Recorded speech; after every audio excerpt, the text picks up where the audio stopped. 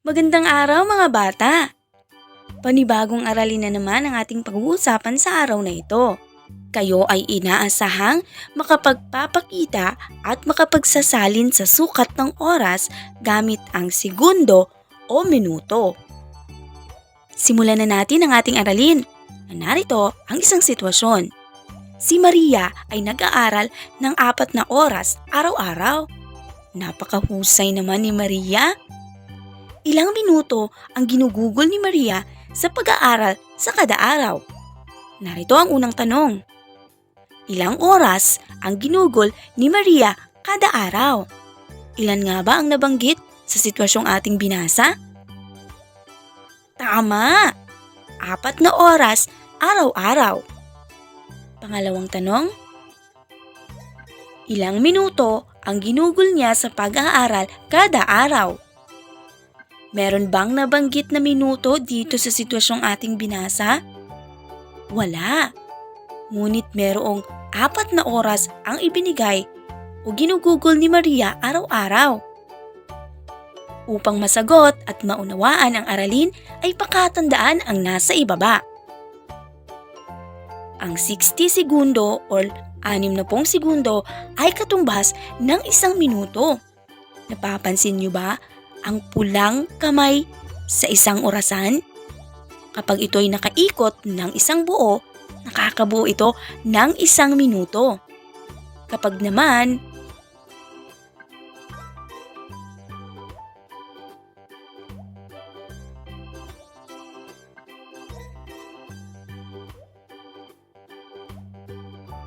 para maipakita ang pagsasali ng oras sa minuto, narito ang halimbawa. Ilang minuto sa 4 na oras. Tandaan na ang 1 oras ay kailangang makakabuo ng 60 minuto. Kung 4 na oras ay ang katumbas nito ay blank na minuto. Narito ang solusyon upang makuha natin ang katumbas ng minuto sa 4 na oras. Gagamitin natin ang repeated addition. Uulit-ulitin lang natin ng 4 na beses ang 60 dahil tandaan ang 60 minuto ay katumbas ng 1 oras. So, dahil merong 4 na oras, uulit-ulitin natin ng 4 na beses. 60 plus 60 plus 60 plus 60. 0 plus 0 plus 0 plus 0 equals 0. 6 plus 6, 12 plus 6, 18 plus 6 ulit, 24, 240. Maaari din natin gamitin ang multiplication. Kapag ang hinahanap ay mas maliit na unit of measurement, ay gagamitin natin ang multiplication. Tulad nito, ang minuto ay higit na mas maliit kaysa sa oras. Kaya gagamitan natin ito ng multiplication. Paano ba gawin? Imumultiply lang natin ang 60 sa 4.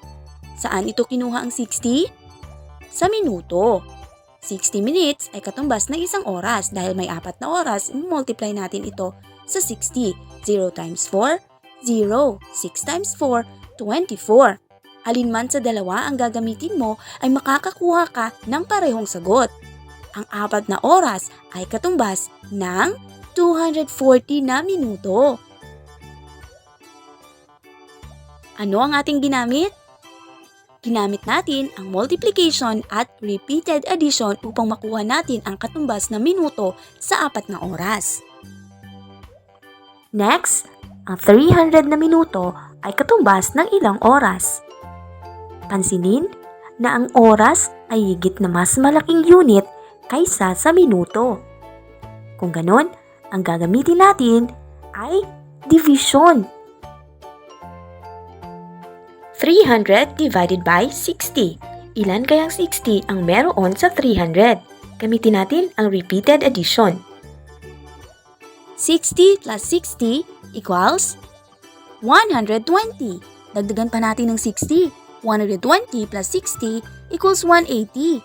Hindi pa tayo nakaabot ng 300. Dagdagan pa natin ulit ng 60. 180 plus 60 equals 240. Dagdagan ulit natin ng 60. 240 plus 60 equals 300. Naabot na natin ang 300. Ngayon, bilangin natin ilang beses ba nagpakita ang 60. 1, 2, 3, 4, 5. Ang sagot natin ay 5. Ibig sabihin nito, ang 300 minuto o 300 na minuto ay katumbas ng 5 oras.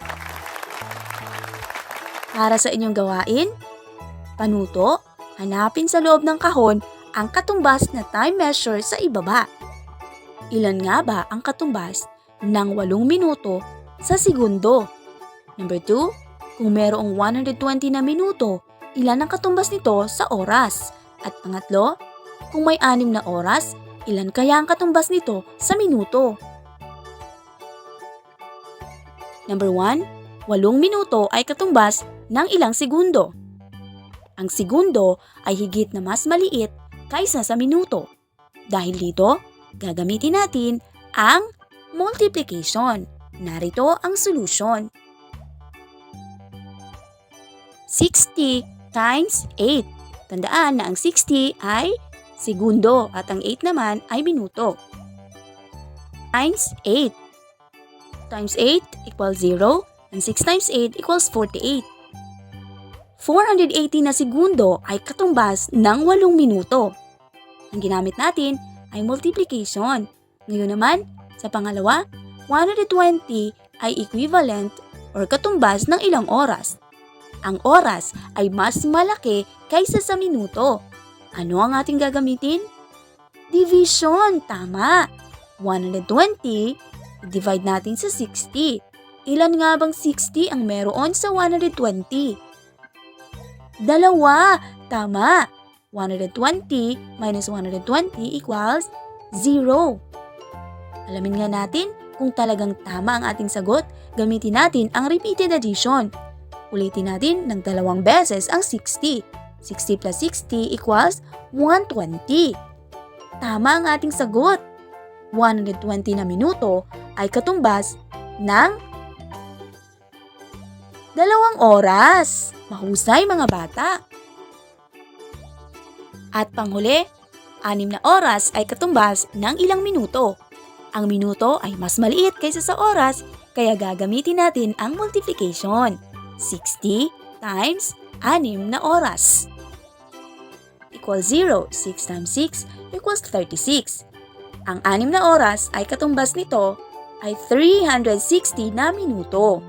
Ginamit natin ang multiplication dahil ang hinahanap ay mas maliit na unit. Tandaan lang lagi na kapag nagsasalin tayo ng malaking unit ng oras sa mas maliit na unit, ay gagamitin natin ang multiplication. Tulad nito, ang minuto ay mas maliit na unit kaysa sa oras. At ang segundo ay higit na mas maliit kaysa sa minuto. At kapag nagsasalin tayo ng maliit na unit sa mas malaking unit ng oras, ay gagamitin naman natin ang division. Tulad nito, ang minuto ay mas malaki kaysa sa segundo. At ang oras ay higit na mas malaki kaysa sa minuto. Upang malaman natin ang ating sagot kung tama, maaari natin gamitin ang repeated addition. Sana'y naunawaan ninyo ang ating aralin sa araw na ito. Hanggang dito na lang. Paalam!